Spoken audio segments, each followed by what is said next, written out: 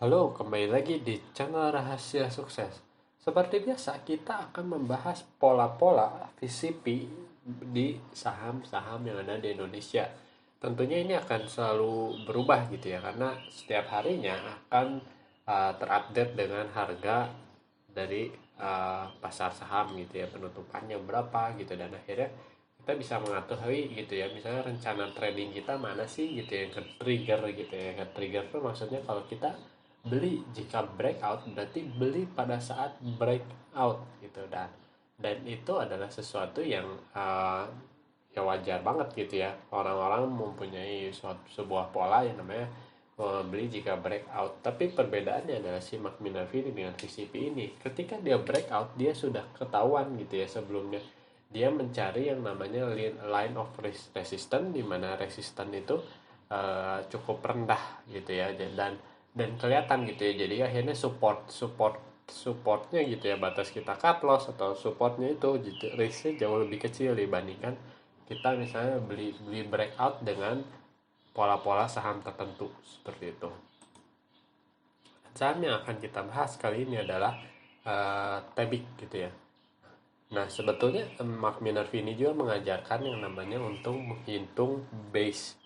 Base itu apa sih? Dasar gitu ya, pondasinya gitu.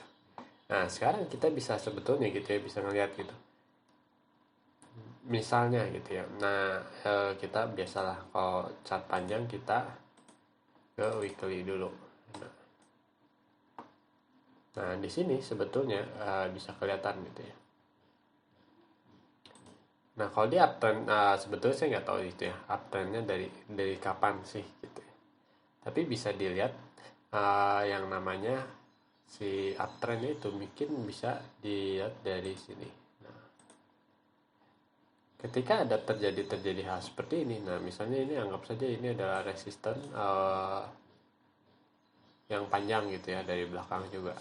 Dan dia ketika break sini, nah ini tuh wave satu gitu ya. Nah, ini base satu, lalu dia naik lagi, dia membuat base 2. Tapi kalau di daily kita bisa lihat ini tuh sangat-sangat banyak gitu ya, dia membuat base.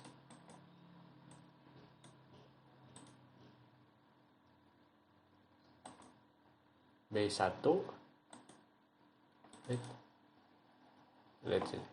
Itu naik pertama, ini ada base 1, naik kedua, ini base 2 gitu.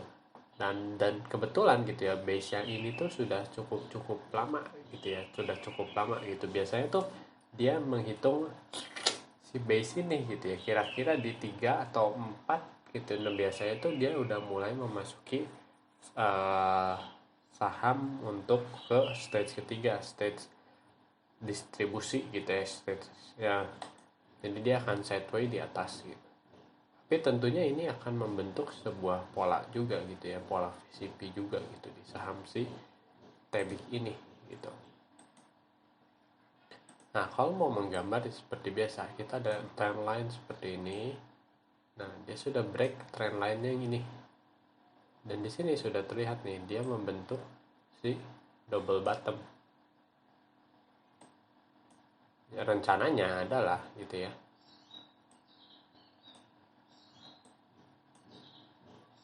Rencananya seperti biasa. Begini, begini, begini, begini.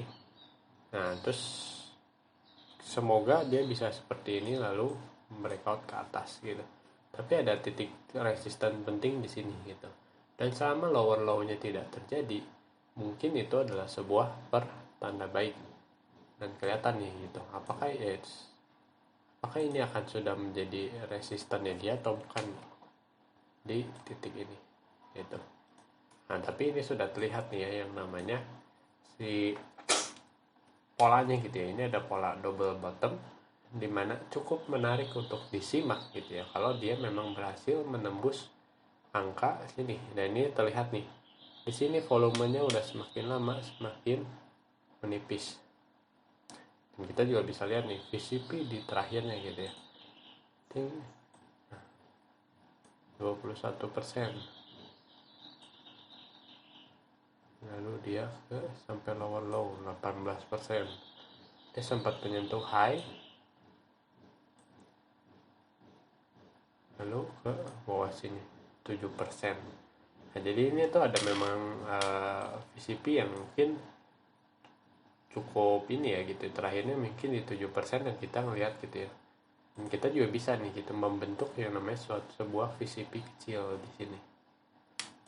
Area belinya di sini, ntar wait, biar ada harganya. Kita pakai ini.